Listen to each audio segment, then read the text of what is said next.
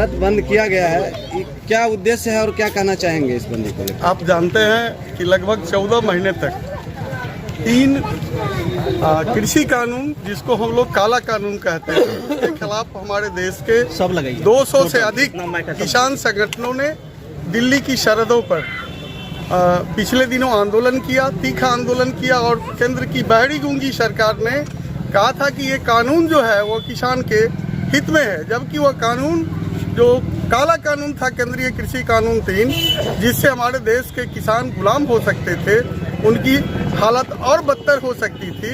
और लगभग 750 किसानों की हत्या के बाद, हम हत्या इसलिए कहते हैं कि निकम्मी और बहरी सरकार ने के और दूरदर्शिता के कारण 750 किसानों की शहादत हुई। और उसके बाद मोदी सरकार ने कहा कि हम दुखी मन से कि वास्तव में ये कानून में कुछ काला है, और उस कानून को वापस किया, जिसमें हमारे नेताओं ने कहा था कि स्वामीनाथन आयोग की जो सिफारिश है, देश में लगभग 2,60,000 किसानों ने पिछले दिनों जो आत्महत्या किया मोदी सरकार के 9 सालों के दरमियान, इसने कहा था कि हम MSP को लागू करेंगे, न्यूनतम समर्थन मूल्य जो किसान की उपज का है उसने लागू नहीं किया। उल्टे जो हिंदुस्तान के मजदूरों ने लड़कर हिंदुस्तान की हुकूमत से कुछ कानून बनवाया था अपने हित के लिए, 8 घंटा काम, 8 घंटा आराम, 8 घंटा मनोरंजन, इसने उल्टे उस कानून को भी समाप्त कर दिया। छात्रों के खिलाफ, ये नौजवानों के खिलाफ इसने कहा था कि हम 2 करोड़ लोगों को रोजगार देंगे, और तमाम जो सरकारी उपकरण है, जो सरकारी कल कारखाने हैं, आज कौड़ी के दाम में पूंजीपतियों के हाथ यह बेच रहा है। इसने कहा था काला धन लाएंगे। इनके बगल में रहने वाला विजय माल्या 9,000 करोड़ रुपया लेके भाग जाता है, मेहुल चोकसी भाग जाता है, ये नीरव मोदी भाग जाता है, और इनके रीजन में वो काला धन का विस्तार हुआ है, GDP का रेट घटा है, लोगों की जो दैनिक स्थिति है, आर्थिक स्थिति है, देश बुरा दौर से गुजर रहा है। उसी के खिलाफ हिंदुस्तान के तमाम मजदूर संगठन और किसान संगठन ने मिलकर इस आंदोलन को किया। आज पूरे भारत का चक्का जाम है। उसी परिप्रेक्ष्य में हम महागठबंधन के लोग सिंघिया सुभाष चौक के भी सड़क को जाम किए हुए हैं, और भारत बंद के समर्थन में, किसानों के समर्थन में, मजदूर के आंदोलन के समर्थन में, जो अखिल ट्रेड यूनियन का आंदोलन है, किसानों का आंदोलन है, उसके समर्थन में सिंघिया से हम लोग, महागठबंधन के लोग, उस आंदोलन का समर्थन करते हुए हम लोगों ने आंदोलन में हिस्सा लिया। अगर आपके आज के प्रदर्शन के बावजूद भी सरकार आपकी बात को नहीं सुनती है, तो अगला रणनीति क्या होगा? आपको मालूम है पत्रकार साहब की रोम जल रहा था और नीरो बांसुरी बजा रहा था। हिटलर मुसोलिनी जब नहीं टिका थी मोदी, बहुत बात नहीं है। ये निर्णायक लड़ाई किसानों की है। जब तक MSP नहीं होगा, हमारे किसान आंदोलन में रहेंगे और हम लोग उनके समर्थन में रहेंगे।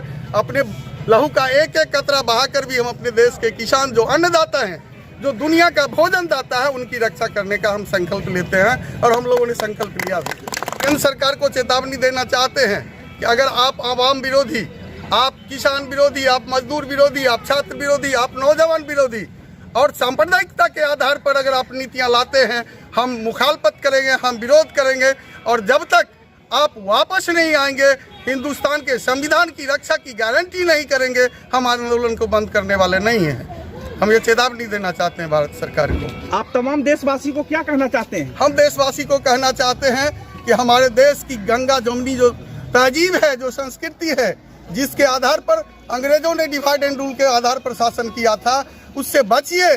और आज जो भाजपा झांसा दे रही है, हिंदुत्व का कार्ड खेल रही है, हिंदू मुस्लिम का, जितना ही हक हिंदू का है, उतना ही हक मुस्लिम का है, उतना ही हक सिख का है, उतना हक ईसाई का है। इसलिए आपस में भाईचारा रहकर जो सरकार जन विरोधी है उसका मुखालफत कीजिए, उसका खिलाफत कीजिए। हमारी जीत होगी, और इसकी गारंटी है कि हम जीतेंगे। जनतंत्र आज तक कभी नहीं हारा है, नहीं हारेगा। अभी एक बहुत बड़ा सवाल और है, जो आपके जो वामपंथ का जो विधायक है मनोज मंजिल, उसको जो है राज्य सरकार द्वारा जो डराया जाता है, धमकाया जा रहा, और उसके अन्य जो तय करता है उसको भी जो है डराया धमकाया जा रहा है। इस पर आप लोग क्या देखिए? आप बिहार के परिप्रेक्ष्य में कह रहे हैं, दुनिया के परिप्रेक्ष्य में होता आया है। जितनी राजनीतिक हत्याएं हुई है, जो पूंजीपति के खिलाफ जाएगा, जो फ्यूडल एलिमेंट के खिलाफ जाएगा, जो इंपीरियलिज्म के खिलाफ जाएगा, संप्रदायवाद और साम्राज्यवाद के खिलाफ जाएगा, उनकी ही हत्या हुई है।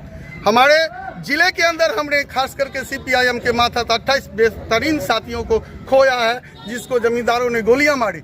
लेकिन और बहुत पूर्णिया के अंदर अजीत सरकार हमारे विधायक थे जिनकी हत्या हो गई, और चंद्रशेखर की हत्या हो गई सिवान के अंदर। तो हम उससे डरने वाले लोग नहीं हैं। हम जितना भी जहाँ कहीं भी जुल्म होता है दुनिया के अंदर, गरीबों पर जो हथियार उठता है, छड़ी उठती है, हम उसका मुखालफत करते हैं, करते रहे हैं और करते रहेंगे। इसके लिए हम लोगों को डर नहीं। आपका परिचय?